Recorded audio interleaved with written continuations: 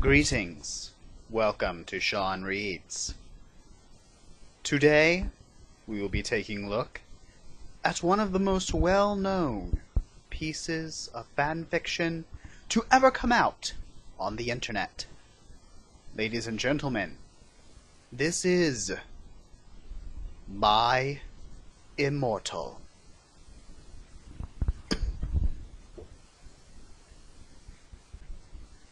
Chapter 1. Author's Note. Special fangs. Get it? 'Cause Gothic.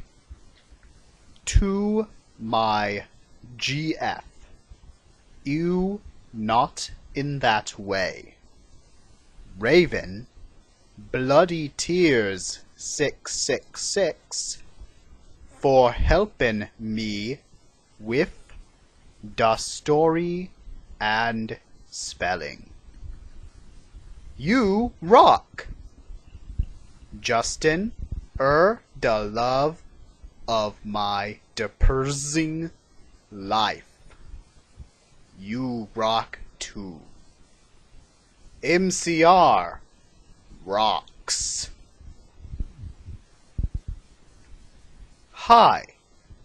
My name is Ebony Darkness Dementia Raven Way, and I have long ebony black hair. That's how got my name. With purple streaks and red tips that reaches my mid-back and icy blue eyes like limpid tears, and a lot of people tell me I look like Amy Lee. Author's note. If you don't know who she is, get the hell out of here. I'm not related to Gerard Way, but I wish I was, because he's a major fucking hottie.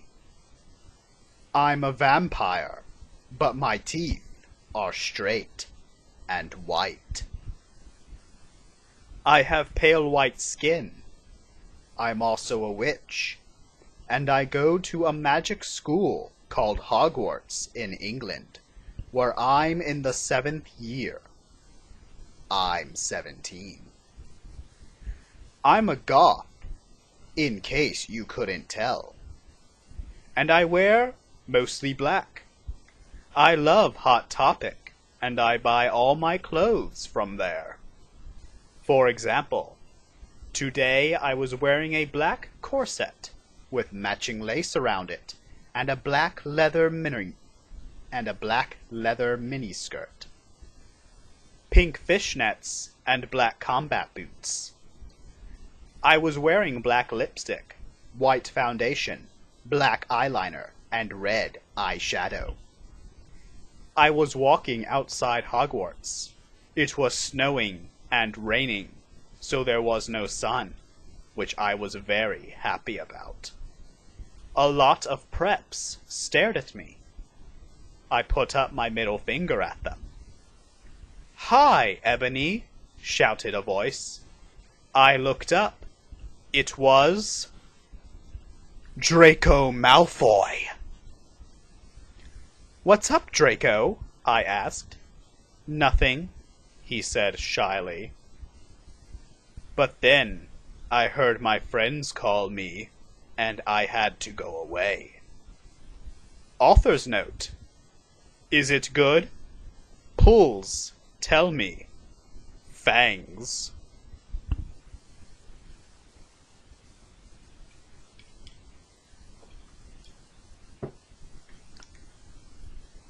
Chapter 2. Author's note. Fangs to bloody tears 666 for helping me with the chapter. BTW preps stop flaming my story. Okay. The next day I woke up in my bedroom. It was snowing and raining again. I opened the door of my coffin and drank some blood from a bottle I had. My coffin was black ebony, and inside it was hot pink velvet with black lace on the ends. I got out of my coffin and took of my giant MCR t-shirt, which I used for pajamas.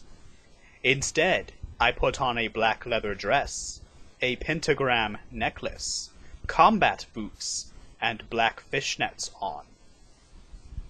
I put on 4 pairs of earrings in my pierced ears. Well, I certainly hope they were pierced. And put my hair in a kind of messy bun. My friend, Willow, author's note, Raven, dis is you, woke up then and grinned at me. She flipped her long waist-length raven black hair with pink streaks and opened her forest green eyes. She put on her Marilyn Manson t-shirt with a black mini, fishnets, and pointy high-heeled boots. We put on our makeup, black lipstick, white foundation, and black eyeliner. OMFG, I saw you talking to Draco Malfoy yesterday, she said excitedly. Yeah, so, I said, blushing. Do you like Draco? She asked as we went out of the Slytherin common room and into the Great Hall. No, I so fucking don't, I shouted. Yeah, right, she exclaimed.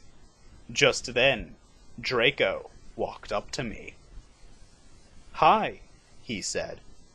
Hi, I replied, flirtily. Guess what? He said. What? I asked. Well, Good Charlotte are having a concert in Hogsmeade, he told me. Oh my fucking God, I screamed. I love GC. They are my favorite band, besides MCR. Well, do you want to go with me? He asked. I gasped. Chapter 3. Author's note, stop flamming the story, prebz, okay? Otherwise, thanks to the Gothic people for the good reviews. Thanks again, Raven. Oh yeah, BTW, I don't own this or the lyrics for Good Charlotte. On the night of the concert, I put on my black lace-up boots with high heels. Underneath them were ripped red fishnets. Then I put on black leather mini dress with all this corset stuff on the back and front. I put on matching fishnet on my arms. I straightened my hair and made it look all spiky. I felt a little depressed then, so I slit one of my wrists. I read a depressing book while I waited for it to stop bleeding, and I listened to some DC. I painted my nails black and put on tons of black eyeliner. Then I put on some black lipstick. I didn't put on foundation because I was pale anyway. I drank some human blood, so I was ready to go to the concert. I went outside. Draco was waiting there in front of his flying car. He was wearing a Simple Plan t-shirt. They would play at the show too. Baggy black skater pants, black nail polish, and a little eyeliner. Author's note, a lot for cool boys were it okay? Hi, Draco, I said in a depressed voice. "Hi, Ebony," he said back. We walked into his flying Mercedes-Benz, the license plate said 666, and flew to the place with the concert. On the way, we listened excitedly to Good Charlotte and Marilyn Manson. We both smoked cigarettes and drugs. When we got there, we hopped out of the car. We went to the mosh pit at the front of the stage and jumped up and down as we listened to Good Charlotte. Excuse me.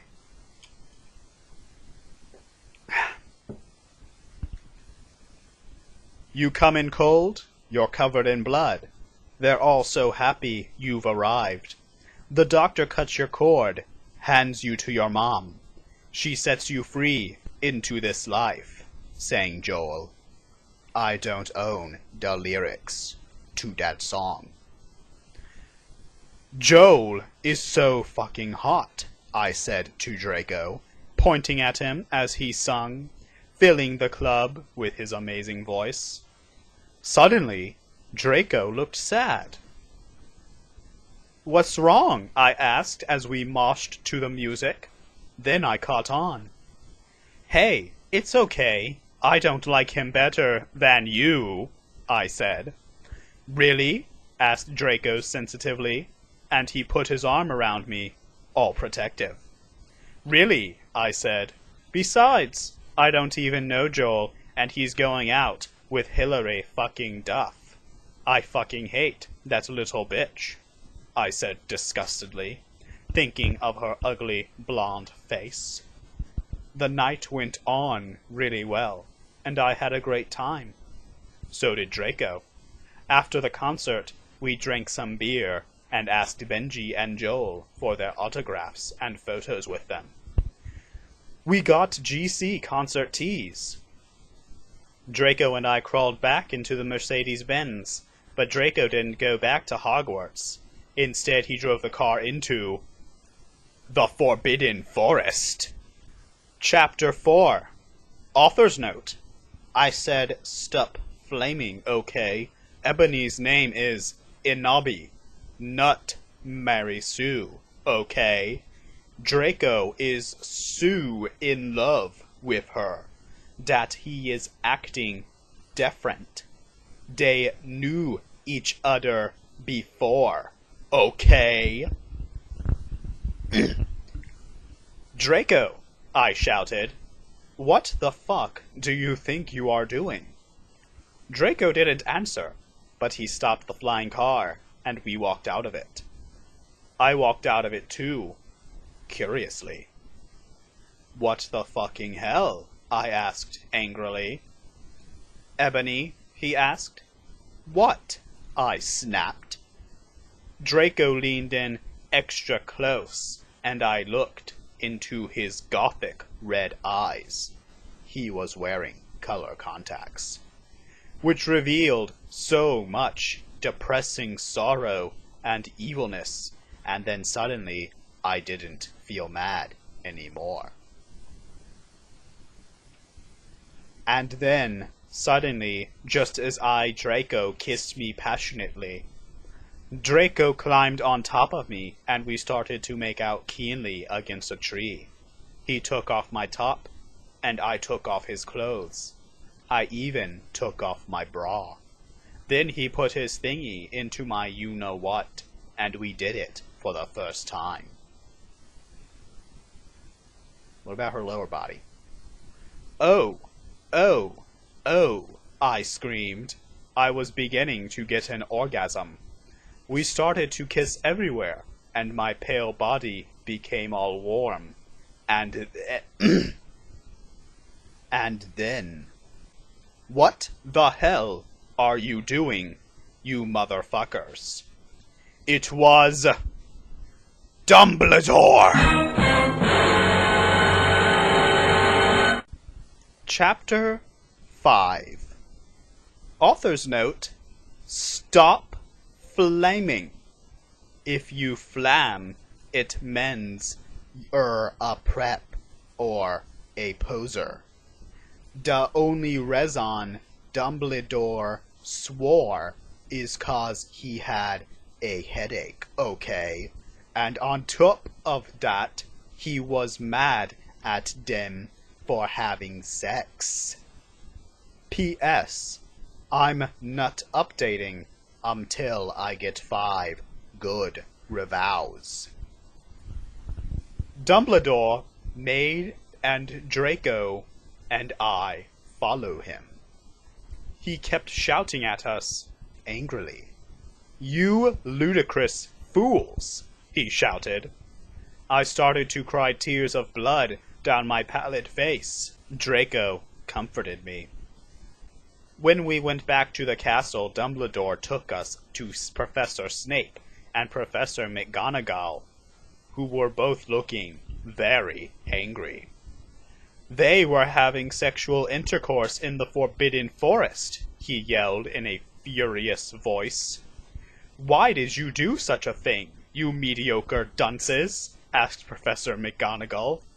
"How dare you?" demanded Professor Snape. And then Draco shrieked, "Because I love her!" Everyone was quiet.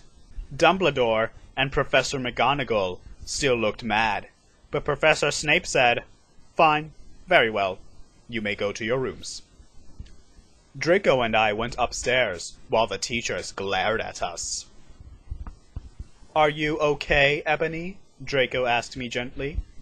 "Yeah, I guess," I lied. I went to the girls' dorm and brushed my teeth and my hair and changed into a low-cut black floor-length dress with red lace all around it and black high heels. When I came out, Draco was standing in front of the bathroom, and he started to sing "I Just Wanna Live" by Good Charlotte.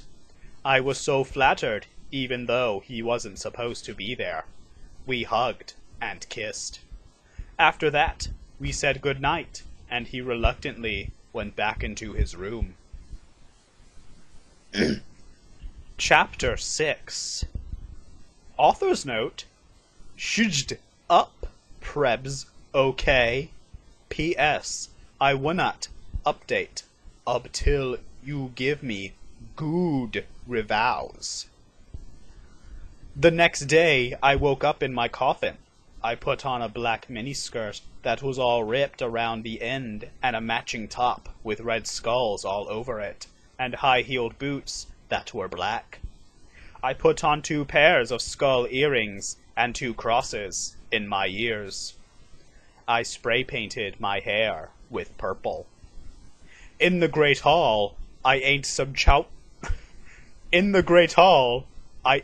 Count Chocula cereal with blood instead of milk, and a glass of red blood. Suddenly, someone bumped into me. All the blood spilled over my top. "Bastard!" I shouted angrily. I regretted saying it when I looked up, because I was looking into the pale white face of a gothic boy with spiky black hair with red streaks in it. He was wearing so much eyeliner that I was going down his face, and he was wearing black lipstick. He didn't have glasses anymore, and now he was wearing red contact lenses, just like Draco, and there was no scar on his forehead anymore. He had a manly stubble on his chin. He also had a sexy English accent. He looked exactly like Joel Madden. He was so sexy that my body went all hot when I saw him. Kind of like an erection, only I'm a girl, so I don't get one. You sicko. "I'm so sorry," he said in a shy voice. "That's all right. What's your name?" I questioned. "My name's Harry Potter, although most people call me Vampire these days," he grumbled. "Why?" I exclaimed. "Because I love the taste of human blood," he giggled. "Well, I am a vampire," I confessed. "Really?" he whimpered. "Yeah," I roared. We sat down to talk for a while. Then Draco came up behind me and told me he had a surprise for me, so I went away with him. There. And thus we close our reading of the first 6 chapters of my Immortal. Truly, there is no work of literature that will ever quite rival or match this. Until next time, my friends, good night.